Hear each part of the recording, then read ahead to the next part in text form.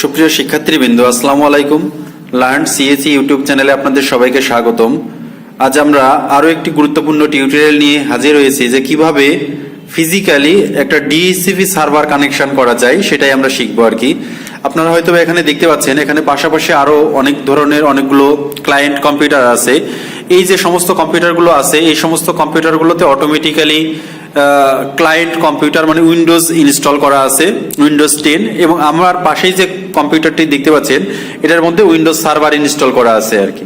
তো এখন চাচ্ছি যে এই যে সার্ভার কম্পিউটার আছে, সার্ভার কম্পিউটার থেকে পাশাপাশি সমস্ত কম্পিউটারগুলোকে সে কি করবে, অটোমেটিক্যালি আইপি গুলো অ্যাসাইন করে দিবে। সেই কাজটাই আমরা দেখব।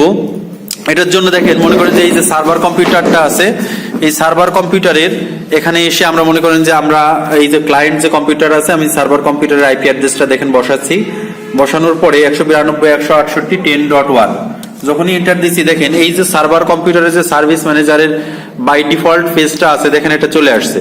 আমরা দেখি এই কম্পিউটারের মধ্যে আইপিটা অটোমেটিক্যালি কত অ্যাসাইন করছে। আমরা উইন্ডোজ আর এ চাপ দিয়ে কমান্ড মোডে গেলেই এখানে আপনি আইপি কনফিগ লিখলেই দেখতে পারবেন যে এর মধ্যে কত গেছে আইপি।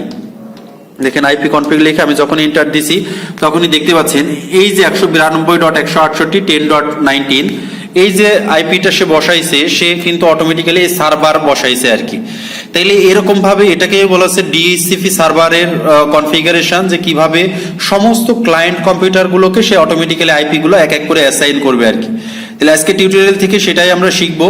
যারা আমাদের চ্যানেলে নতুন আছেন, অবশ্যই নতুন ভিউয়ার থাকলে অবশ্যই সাবস্ক্রাইব করতে ভুলবেন না, এবং ভিডিওটি ভালো লাগলে লাইক, কমেন্ট এবং শেয়ার করতে ভুলবেন না।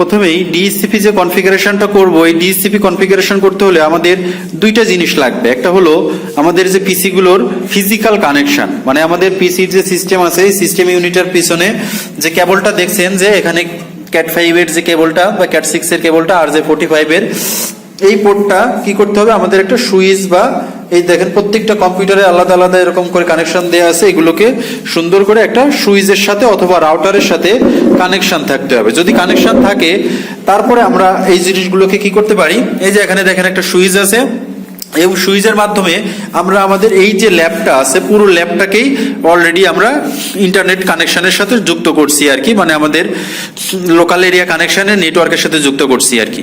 তো এই জন্য আমাদের এই যে সার্ভার কম্পিউটারটা আছে, এবং এটার যদি আমাদের ফিজিক্যাল কানেকশনটা ঠিক থাকে, মানে কেবলের মাধ্যমে পুরো কানেকশনটা ঠিক থাকে, তাহলে আমরা চাচ্ছি যে এই সার্ভার কম্পিউটারটা আমাদের যত ক্লায়েন্ট কম্পিউটার আছে, বাদ বাকি সমস্ত ক্লায়েন্ট কম্পিউটারগুলোকে আলাদা আলাদা ভাবে আইপি অ্যাড্রেস অ্যাসাইন করে দিবে আর কি। তো এই কাজ করার জন্য আমাদের দুইটা অপশন সবসময় মাথায় রাখতে হবে, একটা হলো ফিজিক্যাল কানেকশন আর একটা হলো লজিক্যাল কানেকশন।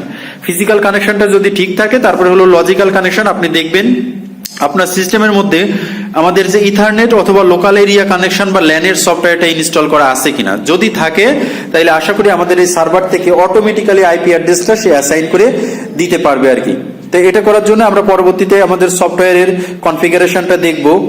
এই কাজটি করার জন্য প্রথমে আমাদের যে সার্ভার কম্পিউটারটা আছে, সার্ভার কম্পিউটারের আমরা যে নেটওয়ার্ক যেটা আছে, আমাদের এই সার্ভার কম্পিউটারের অটোমেটিক্যালি একটা আইপি অ্যাড্রেস অ্যাসাইন করব আর কি। আপনারা দেখতে পাচ্ছেন সার্ভার কম্পিউটারের আমরা নেটওয়ার্কে ক্লিক করে এখান থেকে আমরা যে নেটওয়ার্কের যে অপশন আছে, এখান থেকে নেটওয়ার্ক অ্যান্ড শেয়ারিং সেন্টার এবং চেঞ্জ যে অ্যাডাপ্টার সেটিং ইথারনেট, এটা রাইট বাটন প্রেস করে প্রপার্টিসে আসবো। আসার পরে এখানে সবাই দেখতে পাচ্ছেন যে TCP/IP4 যেটা আছে, TCP/IP4 এ ক্লিক করে এর প্রপার্টিসে আসি আর কি।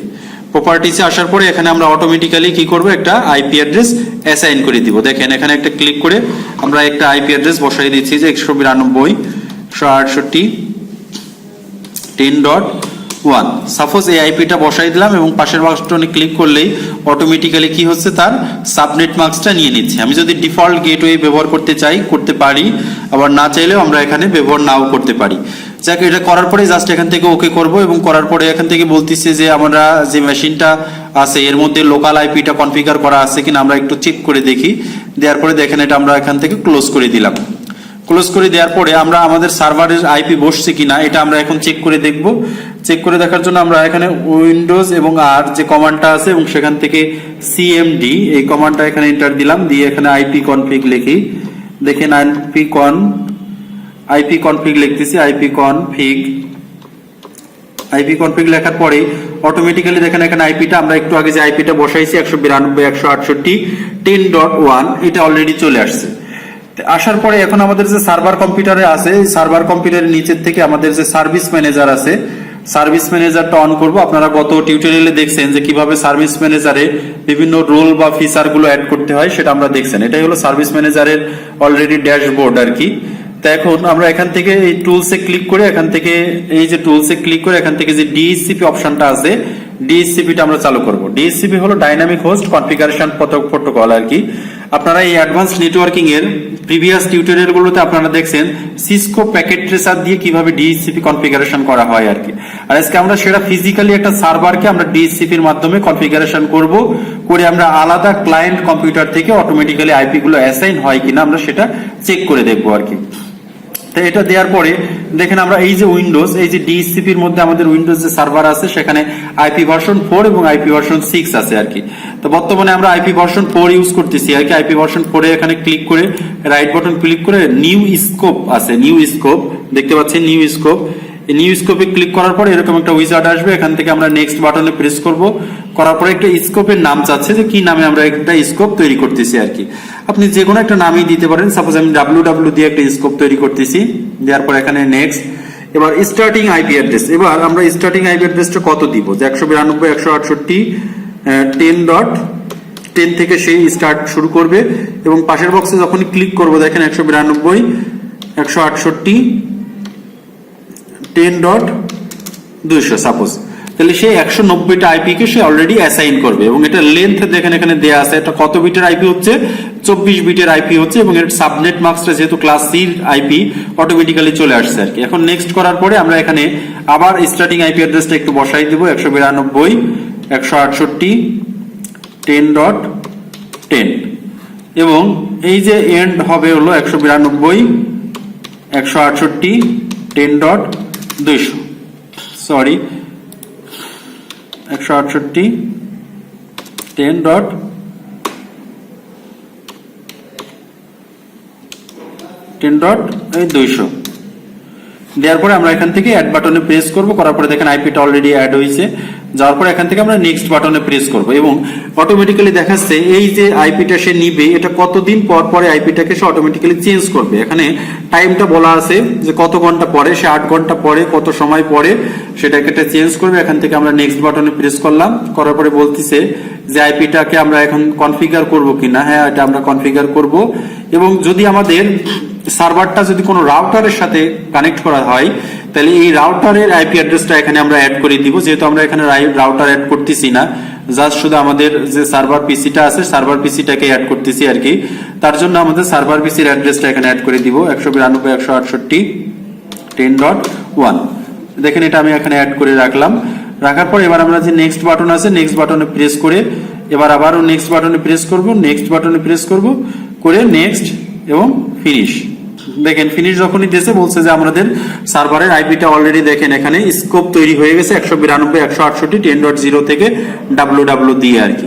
এখন দেখেন এটা আমি এখান থেকে ক্রস করছি, করার পরে দেখেন আমি যে পাশের যে পিসিটা আছে বা আমার অন্য যে পিসি গুলো আছে আমি দেখি সেই পিসিতে আমাদের এখানে আইপিটা বসাইছে কিনা।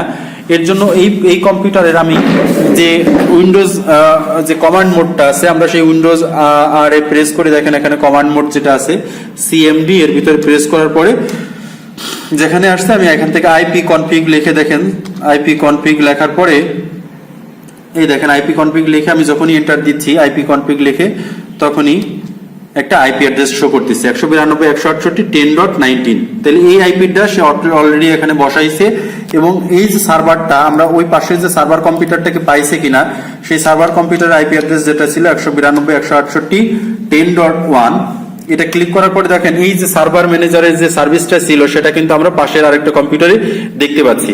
আমরা সাইডে বা পাশে দেখি আরো যে কম্পিউটারগুলো আছে আমরা সেগুলোতে একটু চেক করে দেখি ঠিক আছে কিনা বা কি আইপি দেয়। দেখেন পাশে আরেকটা কম্পিউটারে আসার পরে আমরা সেখানে আমরা যে ক্লায়েন্ট কম্পিউটার আছে সেখানে আমরা প্রেস করার পরে আমরা এই কম্পিউটারের যে আইপিটা আছে সেই আইপিটা দেখেন এখানে ব্রাউজারে দিছি, দেওয়ার সাথে সাথে আমাদের ওই সার্ভারটাকে পেয়ে গেছে। এবং সার্ভারের মধ্যে একটা সার্ভিস আছে ইন্টারনেট ইনফরমেশন সার্ভিস, যেটা বাই ডিফল্ট একটা ওয়েব পেজ ওখানে আপলোড করা আছে। আপনারা পরবর্তী টিউটোরিয়ালে আমরা দেখবেন যে কিভাবে একটা ওয়েবসাইট একটা সার্ভারের মধ্যে হোস্টিং করতে হয় এবং সেটা কিভাবে ক্লায়েন্টরা অ্যাক্সেস করতে পারে তার আইপি অ্যাড্রেসের মাধ্যমে আর কি। এবং তারপরে টিউটোরিয়ালে আমরা দেখবো যে কিভাবে ডোমেইন নেম স্পেসটা আসলে ডিএনএস এর মাধ্যমে একটা আইপি অ্যাড্রেসটা কিভাবে কনফিগার করা যায় এবং সেটা দেখা যায় আর কি। আচ্ছা, এই কম্পিউটারে আমরা এখন উইন্ডোজ আর একটু বা আমরা কমান্ড মোডে দেখেন আসছি, আসার পরে এখান থেকে ওকে করার পরে এখানে এর আইপি কনফিগ লিখি। দেখেন আইপি কনফিগ লিখতেছি, আইপি কনফিগ লিখে যখন এন্টার দিছি দেখেন এই কম্পিউটারে কিন্তু আইপি অ্যাড্রেস বসাইছে 192.168.10.15। এখানে এই কম্পিউটারগুলোতে কিন্তু যদি আমরা ইন্টারনেট কানেকশন করতে চাইতাম বা ডাটা ট্রান্সফার করতে চাইতাম তাহলে প্রত্যেকটা কম্পিউটারগুলোকে আলাদা আলাদা ভাবে আইপি অ্যাড্রেস অ্যাসাইন করা লাগতো আর কি। কিন্তু অটোমেটিক্যালি সার্ভার আমার এই সমস্ত ক্লায়েন্ট কম্পিউটারকে ডিএইচসিপি সার্ভিসের মাধ্যমে সে আলাদা আলাদা ভাবে আইপি অ্যাড্রেস বসাই দিচ্ছে। এখন সেখানে 10.10 থেকে সে শুরু করছে। এখন এই যে সার্ভার কম্পিউটারটা আছে এই সার্ভার কম্পিউটারের সাথে যতগুলো ক্লায়েন্ট কম্পিউটার যুক্ত আছে সমস্ত ক্লায়েন্ট কম্পিউটারকে সে আলাদা আলাদা ভাবে এইভাবে একটা আইপি অ্যাড্রেস অ্যাসাইন করে দিচ্ছে আর কি। তো এটাকেই বলা হয় ডিএইচসিপি মানে ডাইনামিক হোস্ট কনফিগারেশন প্রোটোকল, যে প্রত্যেকটা ক্লায়েন্ট কম্পিউটারকে আলাদা আলাদা ভাবে কিভাবে আইপি অ্যাড্রেস অ্যাসাইন করতে পারে।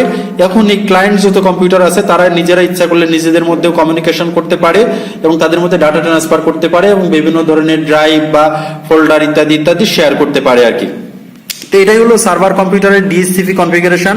আশা করি আজকে টিউটোরিয়াল থেকে আপনারা বুঝতে পারছেন যে কিভাবে ডিএইচসিপি কনফিগার করতে হয় এবং ডিএইচসিপির মধ্যে একটা নতুন স্কোপ তৈরি করতে হয় সেটা আপনারা দেখতে পাচ্ছেন, এবং সেটা কিভাবে ক্লায়েন্ট কম্পিউটারগুলোকে আলাদা আলাদা ভাবে আইপি অ্যাড্রেস অ্যাসাইন করে সেই ক্ষেত্রে আপনারা এটা পেয়ে যাবেন। এবং যদি কখনো একটু প্রবলেম ফেস করেন সেই ক্ষেত্রে আপনারা সার্ভারটাকে রিস্টার্ট দিয়ে চেক করবেন। তাহলে আশা করি আজকে টিউটোরিয়াল থেকে কিভাবে একটা ডিএইচসিপি সার্ভার কনফিগার করতে হয় আপনারা শিখতে পারছেন। ভিডিওটি ভালো লাগলে অবশ্যই লাইক, কমেন্ট এবং শেয়ার করতে ভুলবেন না। ধন্যবাদ সকলকে।